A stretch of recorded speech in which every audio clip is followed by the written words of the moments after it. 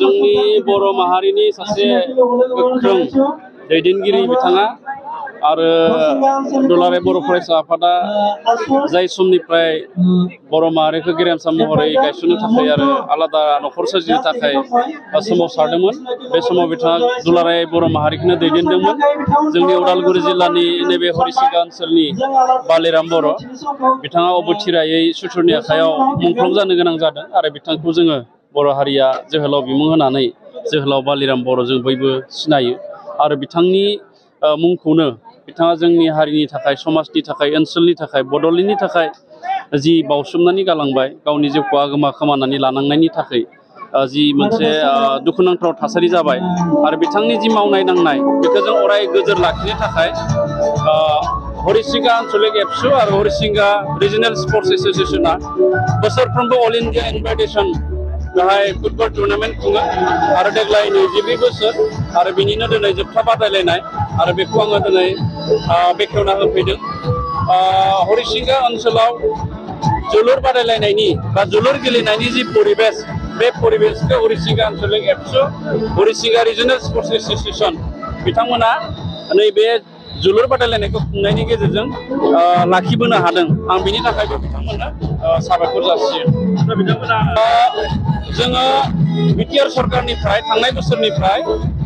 साब डिभिजन लेभेलाव जि super division competition खुङो बेयाव जाय चेम्पियन जायो बिथांमोननो जोङो बाला होयो आरो नैबे जोहोलाव बालिराम बर' all India invitation football tournament बेयावबो जों बिटिआर सरकारनिफ्राय बे टुर्नामेन्टखौ खुंनो थाखाय 5 लाख रां अनसुंथाइ होनाय जायो आरो बेबायदिनो जोङो बिटिआरआव मोन 12 टुर्नामेन्टआव जोङो 5 लाख अनसुंथाइ होनानै टुर्नामेन्टखौ खुंनायाव जोंनिफ्राय मदद होनाय जायो। दिनै 24थि जोहोलाव बालिराम सनानि काप फुटबल बे दिनै जोबथा सानमोन। बे जोबथा सानावहाय बोथोरा सिगाङाव गाज्रिमोन नाथाय जोंखौ जोबनायथिं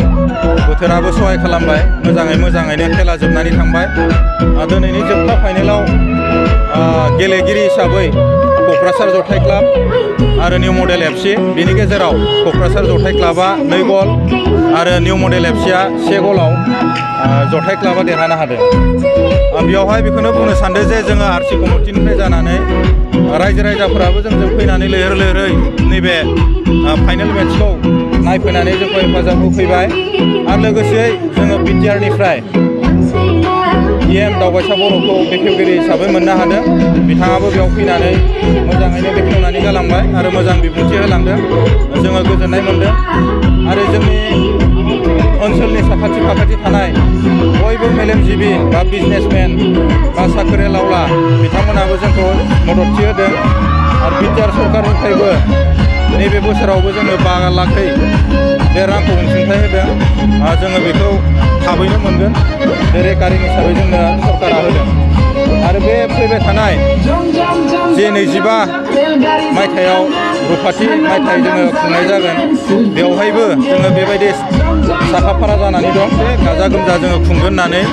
आरो बेवहाय जोंनि ओनसोलनि साफ्रोमबो दानिफ्रायनो माने एसे गुदुं जानानै दङ जोङो बेखौ नुनो मोनदों आरो बे जोहोलाव बालिरामनि जि आइडिय'लजि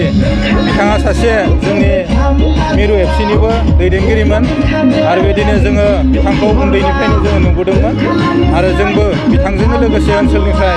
गोबां बेबायदि बिथांनि गुनखौ जों लानानै सोलोंनो हादों। बेबायदिनो उननि जोलैयाबो बिनि जि आइडिय'लजि बेखौ लानानै सोलोंनानै जोंनि ओनसोलखौ जौगागोन होननानै जों मिजिंथिदों आरो फैबाय थानाय समावबो जोंनि जि फुटबल गेलेगिरि आरो बेबायदिनो मोजां गेलेगिरि ओंखारगोन आरो ओंखारबोगासिनो दङ। जोंनिफ्राय हरिसिंगा ओनसोलनिफ्रायबो नेसनेल गेलेगिरि आरो बेबायदिनो स्टेट गेलेगिरि बेबायदि ओंखारगासिनो दङ आरो उन्दै जोंनियाव दासिमबो कचिं सेन्टारफोराव दङ बिथांमोननिफ्रायबो नेसनेल लेभेलाव गेलेनो हानाय ओंखारगोन होननानै जोङो मिजिंथिदों। दिनैनि सुबुं अनजिमाखौ नायोब्ला नैबे रबि कसारिया मोनसे मोजां रोखोमनि पेन्डेल गोनां बा पेभिलियन गोनां मोनसे स्टेडियाम जानांगौ होननानै जोङो बेखौ